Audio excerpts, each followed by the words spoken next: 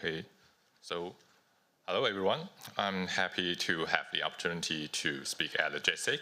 Actually, this is my first time to come to attend the JSAC, so thank you all for joining for this section. Today, I will going to share some recent Freybug's recent campaign and their operational techniques. So my name is Theo. I'm currently working at Chen as a senior threat researcher. My experience including penetration testing, malware analysis, and also the threat hunting. And this research is collaborate with my colleague, Leon, and he is focusing on APT campaign tracking and threat intelligence and the malware analysis. And by the way, he also has a presentation in this afternoon to talk about another threat group called the JSAC2025, so stay tuned. In this presentation, I will introduce the Freybug's recent activities. More specific, the recent campaign targeting the APAC region we observed. I will share the malware used by Freybug and also their techniques, including the post-exploitation and defense evasion techniques. I hope this presentation can give you an overview of the Freybug. So, Freybug has been active since at least 2012. It's known for their long-term and sophisticated campaigns, targeting a wide range of the industry and regions. From our recent observation from 2023 to the last year, we have identified that their focusing has been on the chemical industry, manufacturing, and the transportation sectors. Geographically, their activities has been concentrated in the APAC region, with notable targets in Taiwan and also Japan. We have detected the deployment of malware such as Windjammer, Shadow Gas, Death Lotus, and Connie Beacon. My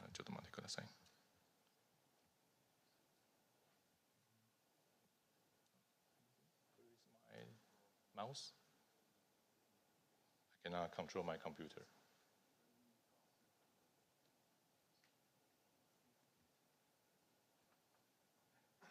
Sorry about that. Let me switch again.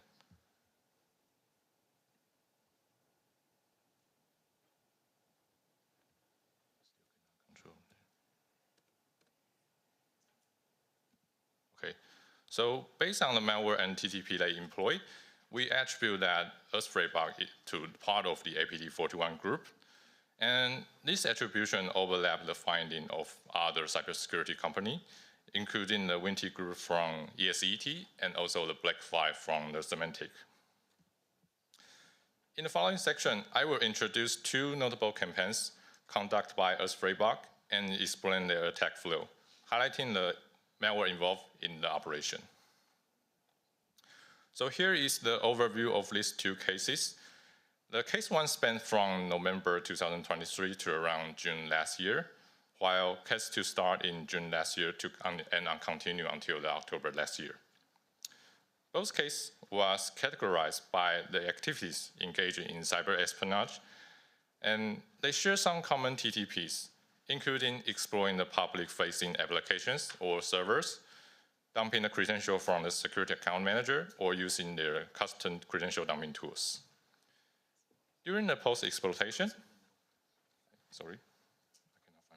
Oh, yeah, sure. Thank you. Okay.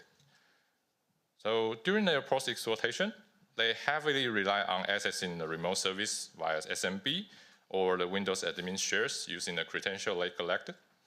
So once they gather all the files they want, they create an archive to extract them in once.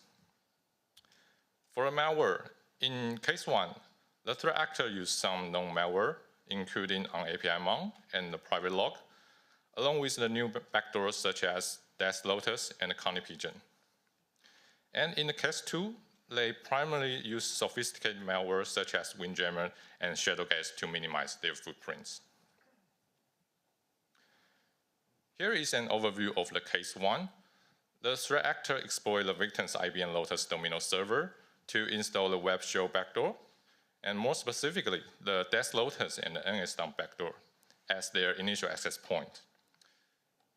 This compromised server was then used as the main operational hub facilitating the communication between the internet and the intranet. Then, the threat actor conducts extensive reconnaissance operation to explore more intranet and gather various users' credentials. They eventually deploy backdoor on several endpoints to maintain persistent control over the network.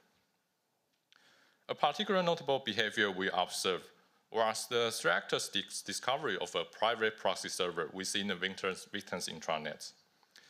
They deploy the backdoor Connie pigeon configured to use this proxy server to tunnel their traffic to the internet. This significantly complicates the threat hunting efforts, as numerous endpoints and processes were connecting to this proxy server, making it challenging to isolate the malicious services. So, how did the threat actor exploit the IBM Lotus Domino server? Based on our observation, we identified two primary methods the threat actor can use to exploit the IBM Domino Lotus server. Although we cannot confirm this method with the victim directly, but we have the evidence that the threat actor used the leaked credential to directly access the Quick Console API. So the method one is the threat actor can exploit the misconfigured database. So IBM Lotus Domino server heavily rely on two critical databases. One is the name.nsf, and the other one is the webadmin.nsf. This database stores sensitive information used for the server's operation. If these databases are misconfigured, they become insecure and vulnerable to the exploitation. And the method two, the threat actor can directly interact with the Quick Console API, and in this case, the threat actor uses this method. So this method involves the direct interaction with the Quick Console and API feature of the Lotus Domino server. This allows administrator to execute command via the API. When databases are properly secured, accessing the Quick Console API requires the valid credentials. However, threat actor can obtain these credentials through various means, such as from other sources or by brute forcing the admin's password. And this figure shows the files that the threat actor dropped after they gained access to the Quick Console. They dropped the backdoors, including web shells for both serverlet and CGI-bin environments. And also they dropped the legitimate tool like 7-zip or the DS query from the Microsoft for the subsequent operation. First, I will introduce the backdoor DesLotus, which is a passive CGI backdoor deploy on the IBM Lotus Domino server. So DesLotus supports both file creation and command execution features. It employs DES encryption with the hard-coded key and IV to protect both command and the result, ensuring that the secure communication between the backdoors and the threat actor. The threat actor heavily relies on DesLotus as their primary backdoor to conduct further operations. So here are some notable activities we observed. We observed that the threat actor identified the private proxy server used by the victims within the intranet. And these comments indicate that the threat actor was testing the connections through these proxy servers. And they also used the Windows net command to gather information about the domain users and groups. Then some artifacts were placed in the web server's download folder for easy retrieval. There is also a typo we found in the log, indicates that this activity was conducted manually. For the credential dumping, the threat actor tends to explore the registry of the security account manager directly, and again, place it in the web server's download folder for easy retrieval. During the lateral movement, threat actor target critical endpoints such as the file server or other web server. They access the remote services use the previous compromised accounts. Their goal is to collect as much information as possible to gain a detailed understanding of the intranet. Okay, so that's all for the notable activities related to the DesLotus. And next, we will discuss a special malware we have named as the Connie pigeon. So unlike other passive backdoor or web shell deployed in case one, Connie pigeon is the only active backdoor that connects to a command and control services. In this case, the command and control services is the Microsoft Graph API. Honeybee can leverage the Microsoft Graph API to retrieve commands from email messages. This functionality enables it to support both file and process operation on the infected endpoints. Additionally, Pigeon can configure it with custom proxy settings to tunnel the network traffic, which helps in blending the malicious traffic with normal one, making the detection more difficult. Here are some critical strings within the process memory. These include the private proxy server domain used by the victims within their intranet, and the token information required to use the Microsoft Graph API. But unfortunately, at the time of our analysis, while the token was still valid, the permission to access the accounts of Outlook mail data has been revoked or disabled. So therefore, we are not able to gain further insights into the subsequent stage of the payload.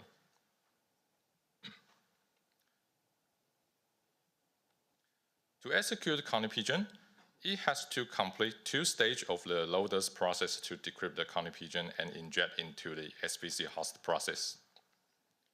First, it loads the DLL file using a legitimate executable. This DLL file is responsible for doing the decrypting and loading the second stage loader shellcode from the file named as data.dat. Next, the shellcode will decode another encrypted payload file to execute the final Pigeon backdoor in the memory only. And then finally, it will connect to the Microsoft Graph API through the configured private proxy server. The threat actor has implemented a custom algorithm to decode the final Pigeon payload. So here is the implementation in Python to reproduce the logic. In this context, the algorithm uses a hard-coded key in conjunction with the endpoint's hostname to decode the final payload. This indicates that the threat actor deploys the malware only after through the reconnaissance, selecting specific endpoints and use the hostname as part of the decryption key. We also discovered that the algorithm used to decode the final payload is identical to some samples mentioned in Symantec's Black Flag report. So on the left-hand side, you can see the code from the proxy configuration tool referenced by the Symantec. And on the right-hand side is the Pigeon loader that we discovered. Both of these samples share the same algorithm and also with the same hard-coded key, and they both inject into the SVC host using the same arguments. Although there is code overlap between the loaders we analyzed and the samples mentioned by Symantec, we cannot verify if the final payload loaded by their sample is the same as the one we found, in this case, the Pigeon backdoor. So it is possible that the loader is designed to load a different payload, depends on the intent purpose. Finally, in this case, we also discover other malware components, such as on-API mount, which serve as a defense evasion utility by unhooking the critical APIs, which was previously used by us Freybug. And additionally, we identify the private log, also known as the Winty loader, introduced by Cybereason during the Operation Cuckoo before. But typically, this component pairs with the others like the deploy log to complete the whole execution process. But however, we did not find the deploy log in this instance. So we believe that some evidence may have been destroyed by the time of our investigation. And this leads us to suggest that this component could have been used in a previous operation closely related to this campaign we investigate. And this component might belong to a separate campaign conducted by a different threat actor. Now, we will move on to the case 2. And case 2 is more complex due to the extensive scope of the infection. We observed that three different units belongs to this victim, located in 3 different countries, has all been compromised. And the key point here is that the threat actor exploited one of the exchange server using the proxy shell vulnerability as the initial access point. From there, they execute lateral movement across all other endpoints in different countries. And in this case, the threat actor primarily deploy the backdoor windjammer and shadow gas to maintain their persistence and control over the compromised systems. This stealth backdoor allows them to establish a foothold and continue their malicious activity undetected. And the reason that the threat actor could easily move to other endpoints in different countries is due to the lack of the well-designed network segmentation in this environment. So critical server farms, including the mail server, file server, or the AD server, were not isolated from the normal user segments. Additionally, the intranet connection across different countries were also not segregated. This lack of the segregation allows the threat actor to easily spread to most endpoints once they compromise the AD server or obtain the administrative credentials. By exploiting this kind of the vulnerabilities, they could move laterally across the network, gaining access to critical systems and data with the minimal resistance. This highlights the importance of the robust network segmentation and strict access in preventing such kind of the widespread compromise. Here is a timeline detailing the major malicious event from case 2. So starting from June last year, we found the deployment of the Connie Pigeon on a single endpoint. The method used by the threat actor to drop this malware remained unclear. However, we confirmed that the encrypted payload is identical to the one we identified in case 1. We just found about 1 or 2 months earlier. And move on to the July last year, the threat actor began to deploy Windjammer on multiple endpoints across different countries. And we initiated an investigation following the widespread deployment immediately. But in September last year, we observed that the threat actor returned and exploiting a vulnerable Exchange server to deploy another backdoor shadow gas. We believe this resurgence was due to our investigation disrupting their operation and leading to the discovery of the mitigation of most Windjammer backdoors. So the threat actor reinitiated their effort using an alternative backdoor to remain in control. Okay, so first, I would like to introduce the Windjammer backdoor, also known as the WinT-Red and the WinT-Rookie. It is a stealth piece of the malware that has been used for several years. So it continues to evolve with the new feature being developed and improved over time. The Rookie component of the Windjammer is particularly advanced. It can intercept the TCP/IP network interface to retrieve special packet and send out the raw data directly. These capabilities allows it to establish convert channel with the other infected endpoints within the intranet, and making the detection and the containment challenging. The Red agent of Windjammer works in conjunction with the Rookies.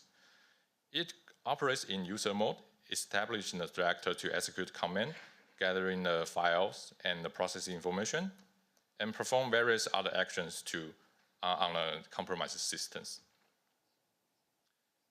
And in this particular case, the threat actor deployed Windjammer on multiple endpoints using a self-extract executables. There are some key points to note about this deployment. First, the execution required multi-layers of the different loaders. And then second, it required endpoint-specific information to decrypt the final payload. I will describe details later. So this kind of the characteristics emphasize the advanced nature of the Windjammer and the careful strategy employed by the threat actor in developing this kind of the malware. To help you understand the execution flow of the Windjammer, here is a graph illustrating the execution flow and also the data flow. So in this case, it starts with a malicious DLL by a legitimate executable on the top left. So this DLL loader performs 3 major functions. First, it will decrypt a reference file path string from the parent process as the first key. And then once it obtains the reference file path, it can calculate the file hash of the reference file. So this file hash serves as a second key to decrypt another encrypted payload file. And then finally, it launched the Windjammer red in the user mode and initiated the first layer rootkit in the kernel mode. The first layer rootkit is merely a loader without the core backdoor feature. It must receive further payload from the user mode red and inject them into the non-page memory pool in the kernel mode, which contain the core unit, core rootkit component of the Windjammer. And in the end, the rootkit hooks the callback function of the NDIS TCP/ID protocol to intercept the network packet in the kernel mode. More specifically, these two callback functions are used to send and receive the network packet. I would like to highlight the initial loading sequence, as the features of the subsequent part has remained largely unchanged for years, but for this part is more interesting in this case. So the threat actor employs a self-extracting executable as an installer, containing all necessary files and components. So before we dive into this part, it is important to note that this is just one of the examples to illustrate the behavior. And the combination of the file names, file paths, or even the legitimate file is not fixed and can be varied across multiple sets based on our telemetry. So keep in mind that this kind of the indicator is not the only one. Okay, so here we have an example of self-extracting executable named as run.exe along with the file it will drop. Typically, it will drop at least 3 files. The first DLL file is subject to the DLL search order hijacking by other legitimate Windows executable, and the second DLL file as the main loader, which is loaded by the first one. And finally, an encrypted payload file.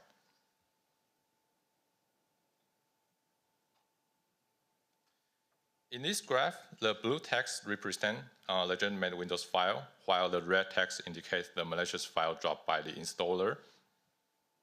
To trigger the execution, the threat actor will start the service, which initiates the DLL search order hijacking process. So start from the step 2. The main loader DLL plays a previous role. It gathers the necessary information to decrypt the final payload file. This involves decoding the encrypted payload file path from the parent process, and also decrypting the encrypted payload using the hash of a legitimate reference file. This execution flow significantly complicated the analysis. If any part of this flow is missed, it becomes impossible to identify the final payload or decrypt the file. So the threat actor leveraged this technique to deploy Windjammer on almost every infected endpoint in this case. This ensures that their payload can only be executed on the targeted endpoints unless all necessary information has been collected. And you might be wondering about the hash from step 5. How did the threat actor prepare this hash as the key to encrypt the payload while packing the self-extract executable? Well, we observed that the threat actor used cert utility command. で、特定ファイルのハッシュ計算、それぞれのエンドポイント上の This screenshot shows the command line activity following the compromise of high-privilege domain account. The timeline indicates that this action were not performed by a single automated script. Instead, the threat actor carefully selects targeted endpoints and conducts through preparation before deciding to deploy the Windjammer malware on these endpoints. This indicates a level of precision and intent, demonstrating that the threat actor carefully plans and executes their attacks, only targeting a specific system within a network. Next is the first layer of the rootkit. This rootkit functions as a loader and is designed with only single IOCTL code. This code is specifically used to receive the payload buffer and inject it into a non-page pool in kernel mode. The payload buffer is transmitted from Windjammer, the user mode red, and this interaction between the user mode red and the rootkit is critical, as it enables the seamless delivery and execution of payload within the kernel space. thereby enhancing the malware's stealth and the persistence. The second layer rookie payload implements the core features, including the hook of the specific NDI's TCP/IP protocol handler function to intercept and process the network packets. There are two IOCTL codes that can be used to send the buffer. This buffer contains the command code and its payload if needed. As you can see in this table, the command code corresponds to different actions controlled by the user mode red. This stealth mechanism allows the rookie to intercept and manipulate network traffic at a low level, providing the threat actor with significant control over the infected system. To implement the implementation of these features demonstrating a high level of technical skill and intent to remain undetected while executing the malicious activities. On the right-hand side of the slide, you will see the command code from the WinT rootkit, also known as the WinKit, mentioned by CyberReason during their investigation of Operation Kukubi a few years ago. While the command code constants have been changed, but the majority of the functions remain fundamentally the same as in the previous iterations.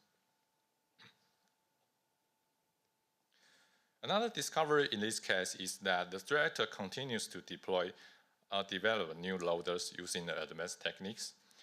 For instance, we identify a specific installer that dropped a loader implementing one of the injection techniques from Pool Party.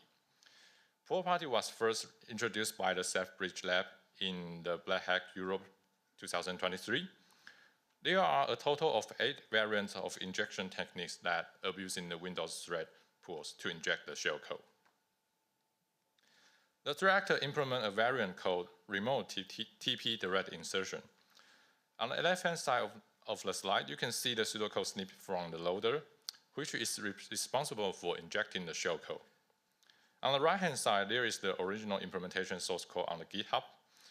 So this side-by-side comparison highlights the modification made by the threat actor to achieve the malicious activities.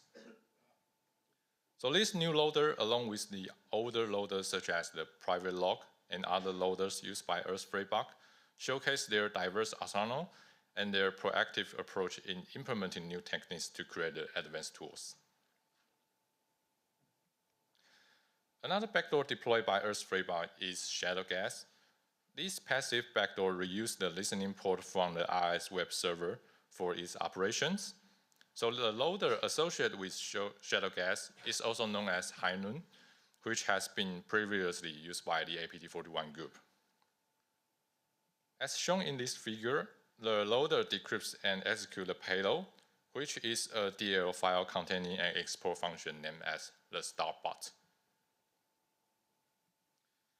Let's examine how the threat actor exploits a vulnerable exchange server and deploy the Shadow Gas. In this case, there are 3 exchange servers belonging to the victim, located in country A and country B. Country B has 2 exchange servers because the first server was scheduled for decommission and is currently in the process of migrating to the second exchange server in country B. Among these servers, only one of the exchange servers in country B under the migration has procedural vulnerabilities, while the others has the lattice patch applied. So the threat actor leverages this vulnerability to gain the initial access to compromise the exchange server. And they utilizing the credential obtained from previous attack we just introduced, and then they access to the other exchange server directly. So at the end, all exchange servers were infected with the Shadow Gas backdoor again. And similar to the Windjammer's self-extract installer, Shadow Gas has a customized installer that requires a key and the encrypted file to install on the environment. The installer requires a key and the encrypted file name as the argument to execute. This key is used to decrypt the final payload file, which contains the shellcode responsible for dropping the malicious DL loader and also creating a new encrypted payload file. This file, the final encrypted payload file with the sys extension name, actually is not the legitimate Windows driver file. Instead, it is an encrypted binary of the shadow gas backdoor. This encryption is performed by the Microsoft DP API from the installer on the endpoints. So that means the file can only be decrypted on the original endpoint where it was initially installed, unless you have collected all necessary data to decrypt on the other endpoints. And finally, the malicious DLL will be siloed by the MSDTC services to execute. The shadow gas backdoor has enabled the debug feature, which will create a log file under the temp folder. So the content of this log file are encoded using a single byte XOR key. This figure shows an example of one of the debug files we recovered from the infected endpoints. Shadowcat reused the port from the IIS web server with a configured path. The threat actor can send a specially formatted request to trigger the backdoor functions. The technique of reusing and existing listening port has been employed by various backdoor and tools from the Freybug for many years. This method helps them to remain hidden, as there is no need for a direct connection to a command and control server. Aside from shadow gas, we also observed that the threat actor deploys a tool we name as NetShatter before they executing the shadow gas backdoor. This tool is used to disconnect the TCP connection from specific process by leveraging the set TCP entry functions to change the TCP states. It also implements multiple anti-VM checks, such as verifying the disk size, RAM size, and the number of the processors. The targeted process list is embedded within the binary, including several processes from various software applications. So here is the full process list from the sample we extract. If you are interested, please check on this page, which will be available on the JSAC website right now. Okay, so that's all about the case 1 and case 2 with the malware used by us Freybug, and some major techniques highlights in the slides. Next, I will summarize and talk about the post-exploitation and defense evasion techniques used by the Freybug. After the threat actor gaining access to the system, they spend considerable time exploring the infrastructure to collecting as much information as possible. For general routine commands, they often deploy a bash script file, typically named as the run.bat, to execute this kind of the command in one go. This figure shows one of the files dropped by the threat actor we collect. You can see that it collects network information, domain account details, system information, and more. In addition to this batch file, other commands are manually executed by the threat actor through the exploit or a deployed web shell backdoor. For the credential dumping, the threat actor can extract the credential by either exporting the security account manager directly from the registry, or by using the native Windows DLL file to create a mini dump of the LSAS process. If they are unable to execute this command successfully, they will resort to deploying their custom credential dumping tools. In both case 1 and case 2, the threat actor heavily relies on using a compromised account to access the remote services, to deploy the script and also the malware. They use this account to create remote schedule tasks or service for the execution also. The victim's environment makes lateral movement for the threat actor relatively easy with minimal effort. Especially in case 2, we observe that the threat actor easily compromised multiple endpoints in different countries due to the lack of the strict network segregation. Additionally, multiple accounts with excess privilege further provide the threat actor with more opportunity for the exploitation. To collect the information they gather and the stolen sensitive data, the threat actor will create an archive using different native commands such as the makecap or using the PowerShell. In some situations, the director also dropped a legitimate 7-zip executable file to create the archive with a password, as the last comment shown on the slide demonstrate. And the password is the F word, you know. In both these cases, us Freybug leverage multi-layer execution flow to execute Windjammer on each endpoint. This makes a big challenge to the blue team. If we miss any part of the execution flow, we may result in the missing of the information of the final payload being unable to decrypt it and analyze. And finally, the endpoint-specific payload. In both case 1 and case 2, we introduced in this presentation, us Freybug use endpoint-specific payload to protect their main backdoor. For the Windjammer, to decrypt the payload, you need a reference file on each one of the endpoints. In the later stage of the attack, we also found some new self-extract executable start to require a password to extract. And another backdoor used by us Freybug, Shadow Gas, will drop the encrypted payload using the Microsoft DP API. All of these kind of the techniques make the analysis and the threat hunting more complex. So that's all for the us Freybug recent campaign. And before we end this presentation, I would like to give you the takeaway. Us Freybug continues to conduct cyber espionage campaigns. Usually, they targeting public-facing application and servers as the initial access point directly. Once they finish the reconnaissance and decide to deploy the backdoor for the long-term operation, they have the stealth backdoor like Windjammer and also Shadow Gas. For the mitigation, I would like to highlight the 2 key points. The strict network isolation of or segmentation based on the sensitive level, and also the user account implement the principle of least privilege with only special high privilege account isolated separately. By doing this, if you're still being compromised by the vulnerability or the 0 days, such as such kind of the things you cannot control, at least you can limit the infected scope and make the attacker spend more time to infiltrate, not like the case 1 and case 2 we introduced in this presentation. So I will leave some indicator of compromise here, which are not endpoint-specific file, and also the reference. So if you are interested, you can also check on this report. They are also all talking about the related group we mentioned in this presentation. So that's all for my presentation. Thank you very much.